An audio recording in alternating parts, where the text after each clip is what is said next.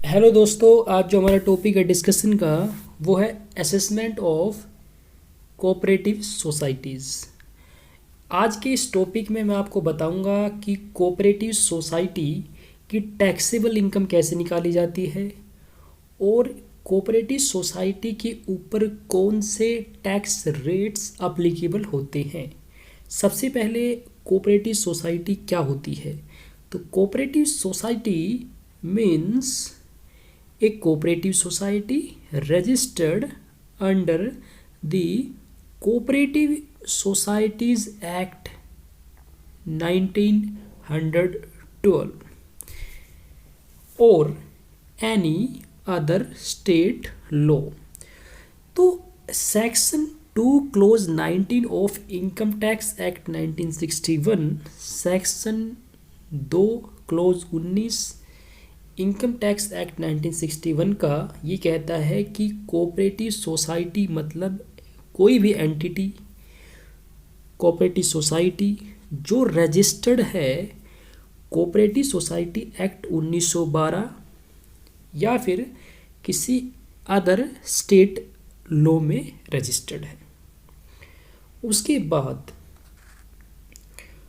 Cooperative society की जो total income है वो कैसे निकाली जाती है? टोटल इनकम मतलब टैक्सेबल इनकम। टैक्सेबल इनकम मतलब वो इनकम जिस पर टैक्स रेट अप्लाई होते हैं और टैक्स निकाला जाता है।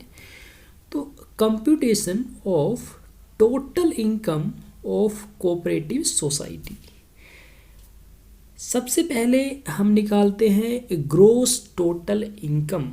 तो कोऑपरेटिव सोसाइटी को इनकम होगी या तो हाउस प्रॉपर्टी से, या कैपिटल गेन, या बिजनेस से कोई इनकम होगी जो पीजीबीपी हेड में जाएगी, या फिर कोई अदर सोर्स जैसे इंटरेस्ट डिविडेंड वगैरह की इनकम।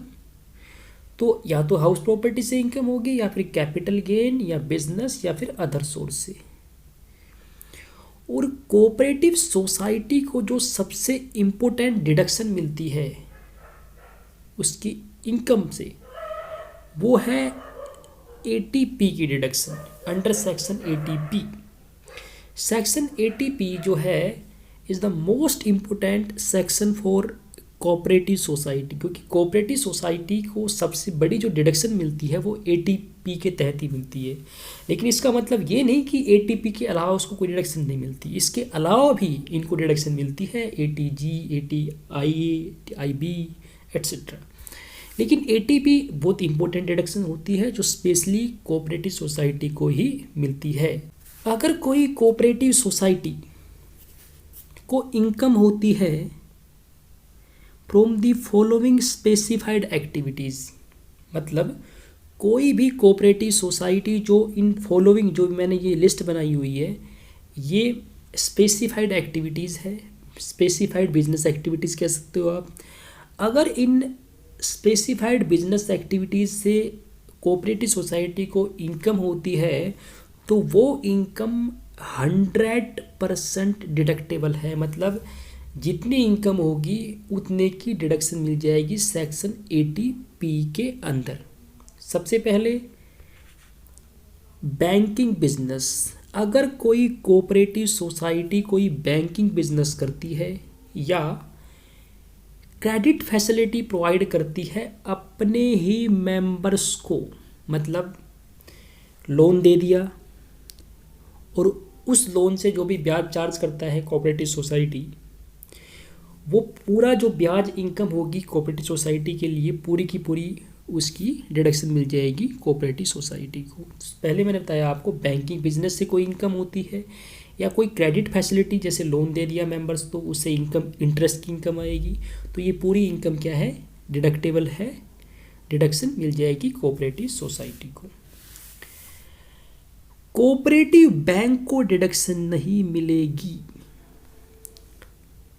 और प्राइमरी एग्रीकल्चरल क्रेडिट सोसाइटी को डिडक्शन मिल जाएगी। प्राइमरी कोऑपरेटिव सोसाइटी है कोई, उसको भी डिडक्शन मिल जाएगी। कोई रूरल डेवलपमेंट बैंक है उसको भी डिडक्शन मिल जाएगी। तो मैंने पहला पॉइंट बताया आपको कि अगर कोई कोऑपरेटिव सोसाइटी जो बैंकिंग बिजनेस करती है या कोई क्रेडिट फैसिलिटी प्रोवाइड करती है अपने ही मेंबर्स को, तो जितनी भी इनकम आएगी वो पूरी की पूरी डिडक्टेबल होगी एटीपी के तहत।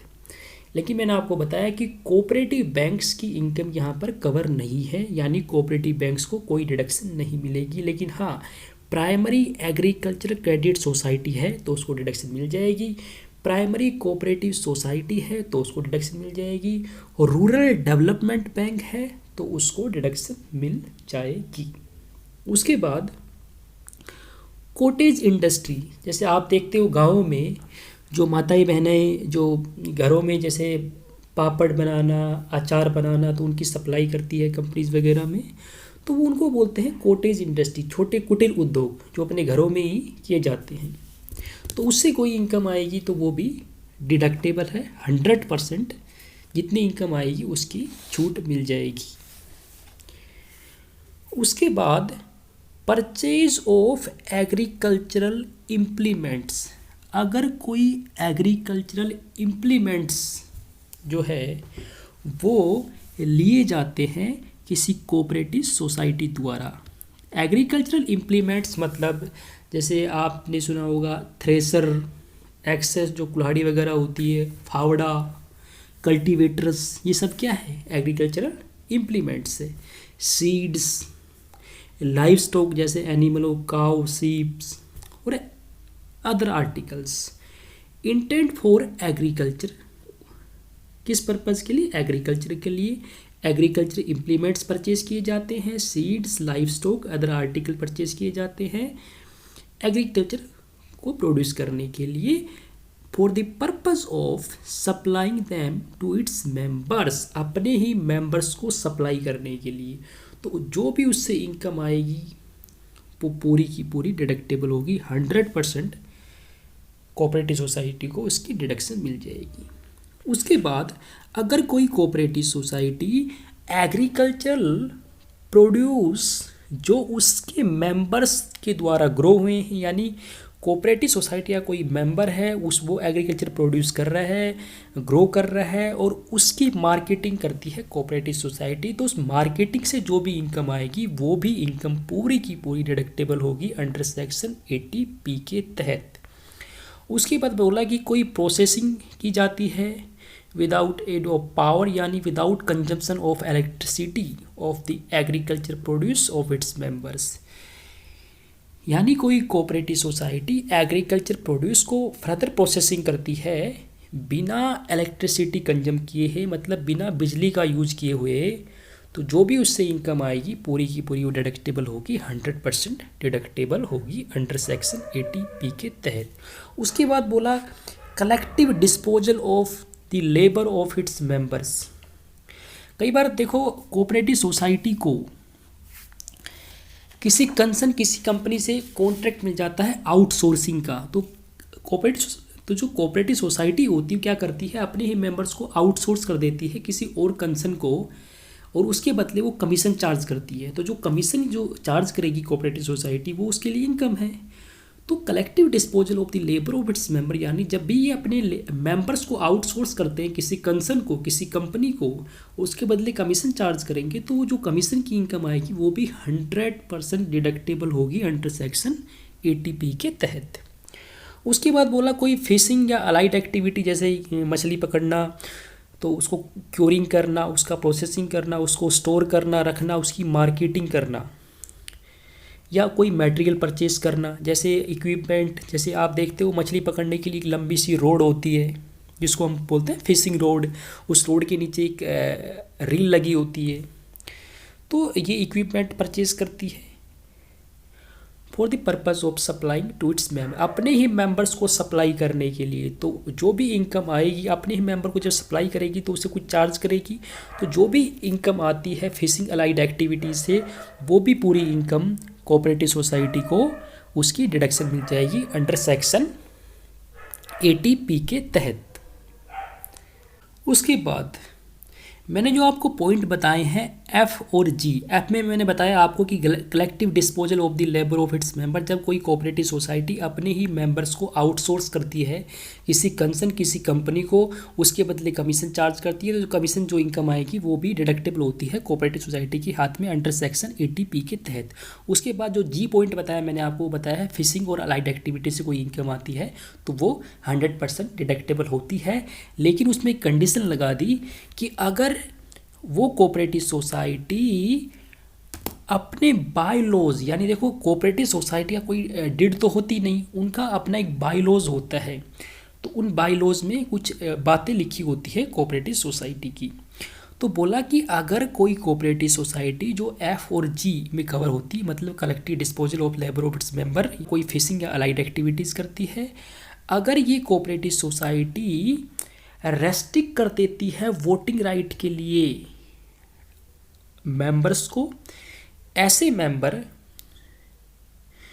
जो इंडिविजुअल है और कंट्रीब्यूट करते हैं लेबर और या फिर कोई फिशिंग और अलाइड एक्टिविटीज़ करते हैं, अगर कोई कोऑपरेटिव सोसाइटी जो एफ और जी मैंने आपको बताया है वो एक्टिविटीज़ करते हैं, तो उनको उस इनकम से डिडक्शन तभी मिलेगी जब वो इन जो ये मैं नाम बता रहा हूँ आपको, इन मेंबर्स को रेस्ट्रिक्ट कर देते हैं, उन पर रोक लगा देंगे वोटिंग राइट के लिए, यानी इन्हों को वोटिंग राइट का पावर नहीं है।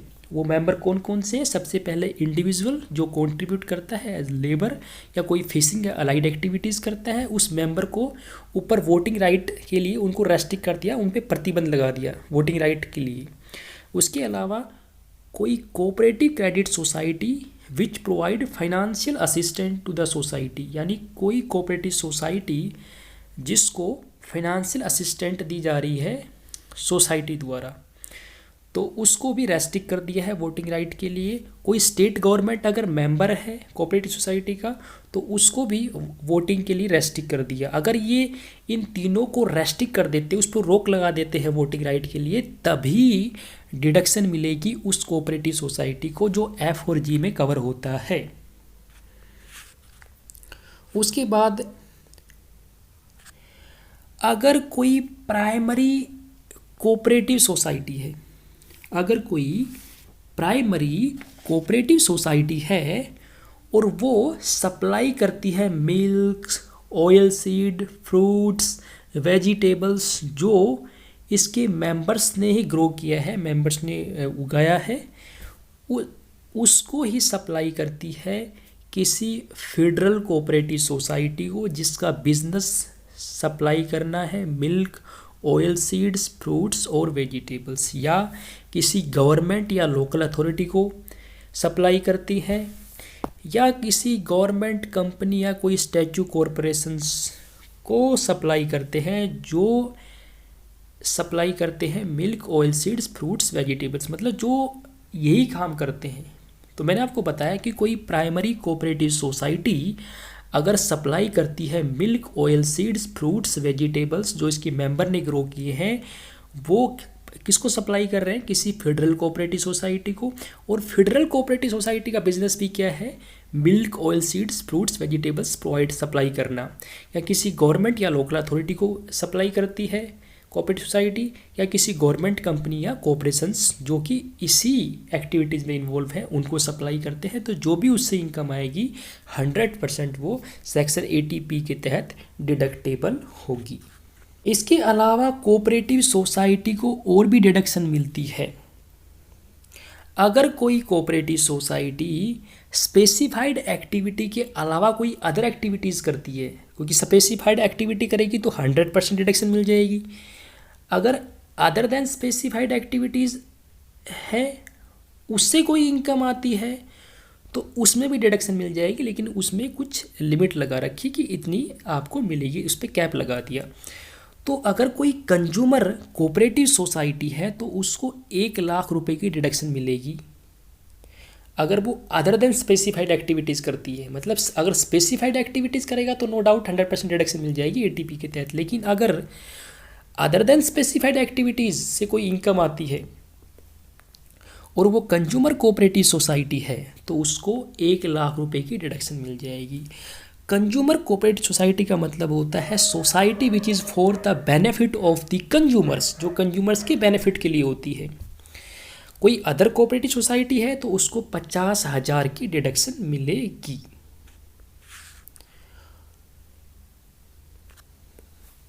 इसके अलावा अगर कोई कोऑपरेटिव सोसाइटी को इंटरेस्ट की इनकम होती है, डिविडेंड से इनकम होती है, उसने इन्वेस्टमेंट कर रखा है किसी अदर कोऑपरेटिव सोसाइटी के अंदर, interest dividend from its investment with any other cooperative society, यानी किसी और कोऑपरेटिव सोसाइटी में इन्वेस्ट कर रखा है और वहाँ से इंटरेस्ट और डिविडेंड की इनकम आती है कोऑपरेटिव सोसाइटी को, तो उसकी भी 100% डिडक्शन मिल जाती है उस कोऑपरेटिव सोसाइटी को।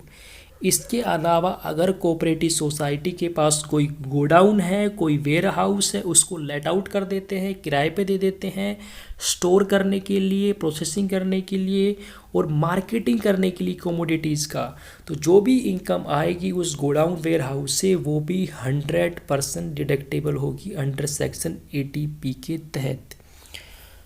उसके बाद अगर किसी कोऑपरेटिव सोसाइटी को इंटरेस्ट की इनकम होती है सिक्योरिटीज़ पे या फिर हाउस प्रॉपर्टी से कोई इनकम होती है तो उसको डिडक्शन मिलेगी, लेकिन कुछ कंडीशन सेटिस्फाई करनी पड़ेगी। यानी कोई कोऑपरेटिव सोसाइटी को अगर इंटरेस्ट ऑन सिक्योरिटीज़ से इनकम आती है, हाउस प्रॉपर्टी से इनकम आती है, तो उसको भी बोला कि डिडक्शन मिल जाएगी, लेकिन कुछ कंडीशन सेटिस्फाई करनी पड़ेगी। तो कंडीशन क्या है कि cooperative society must not be, वो नहीं होनी चाहिए एक हाउसिंग सोसाइटी, मतलब कोऑपरेटिव सोसाइटी हाउसिंग सोसाइटी नहीं होनी चाहिए, अर्बन कंज्यूमर सोसाइटी नहीं होनी चाहिए। अर्बन मतलब जो म्यूनसिपल के एरियाज़ में आती है, म्यूनसिपलिटी के एरियाज़ में आती है। तो क्या बताया कि कोऑपरेटिव सोसाइटी को डिडक्शन मिल जाएगी अगर उसको इंटरेस्ट की इनकम आती है सिक्योरिटीज़ पे या कोई हाउस प्रॉपर्टी से इनकम आती है, लेकिन कंडीशन सेटिस्फाई करनी पड़ेगी। पहले बोला कि उस कोऑपरेटिव सोसाइटी जो डिडक्शन ले रही है interest on security and house property से, वो कोऑपरेटिव सोसाइटी हाउसिंग सोसाइटी नहीं होनी चाहिए, अर्बन कंज्यूमर सोसाइटी नहीं होनी चाहिए, सोसाइटी जो ट्रांसपोर्ट का बिजनेस करती है वो भी नहीं होनी चाहिए, सोसाइटी जो मैन्युफैक्चरिंग ऑपरेशन करती है वो भी नहीं होनी चाहिए, और उसकी ग्रॉस टोटल इनकम जो अगर 20,000 से कम है, मतलब 20,000 से अधिक नहीं होनी चाहिए, तो उसको इंटरेस्ट ऑन सिक्योरिटी और इनकम फ्रॉम हाउस प्रॉपर्टी की डिडक्शन मिल जाएगी। अब हम बात कर लेते हैं कि कोऑपरेटिव सोसाइटी पे जो टैक्स रेट है वो कौन से अप्लीकेबल होते हैं। तो rates of tax for a cooperative society, अगर टोटल इनकम यानी टैक्सेबल इनकम अगर अप टू ₹10,000 है, अगर 10,000 रुपये तक की टोटल इनकम टैक्सेबल इनकम है किसी कोऑपरेटिव सोसाइटी की, तो उसको 10% के हिसाब से टैक्स पे करना पड़ेगा। मोर देन 10,000 है बट नॉट एक्सीड 20,000, यानी 10,000 से ज़्यादा है बट 20,000 तक है तो 20% टैक्स पे करना पड़ेगा। और अगर 20,000 से ज़्यादा है, 20,000 से ज़्यादा है तो 30% टैक्स पे करना पड़ेगा। इसके अलावा अगर कोऑपरेटिव सोसाइटी की जो टोटल इनकम है टैक्सेबल इनकम वो अगर 1 करोड़ से ज़्यादा है तो उसको सरचार्ज भी पे करना पड़ेगा 12% के हिसाब से, और हेल्थ एंड एजुकेशन सेस 4% पे करना पड़ेगा। सरचार्ज पे उसको मार्जिन रिलीफ भी मिल जाएगी।